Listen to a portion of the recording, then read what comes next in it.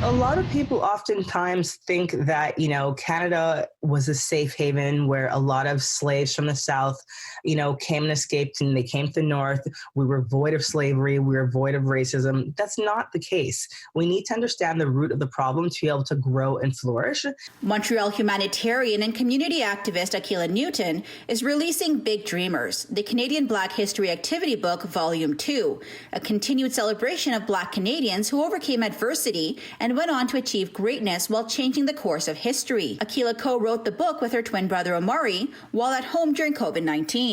And until we're learning about the sacrifices and struggles that a lot of Black Canadians made, people aren't going to understand why it is so incredible when we hear about these accomplishments of phenomenal Black Canadians. Akilah is looking back at her high school experience in the 90s and what was being taught to students then about Black History Month. Black History Month in Canada was first established in December 1995. The first Black History Month was February 1996.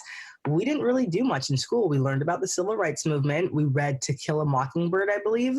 And fast forward to 25 years later, they're still using that book in the curriculum. There still is not enough material being taught in classrooms. And especially with the Black Lives Matter movements that we're seeing globally, people are hungry to learn more about the Black community and people want change. Now more than ever, we need to be incorporating this material in classrooms. Now in 2020, we're still seeing that schools, A, don't have resources to teach about Black history, and B, some teachers still think it's appropriate to use the N-word in the classroom, which is absurd. I will never understand that.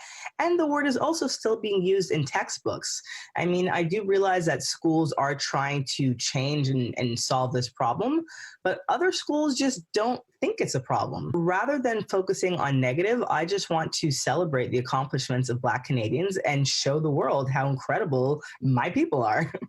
The book's release falls with the historic election of U.S. Vice President-elect Kamala Harris and what this means for girls around the world. I mean, her ties to Montreal are obviously incredible. And to see the first Black female and half Southeast Asian woman in office in the United States has a huge impact on girls around the world. It's not just affecting girls in the United States. It affects Canadians. And it's really beautiful to see. And it's a very proud moment, and it's necessary. For more on Akilah's book, head to bigdreamers.ca. In Montreal, Fariha Naqvi-Mohamed, City News.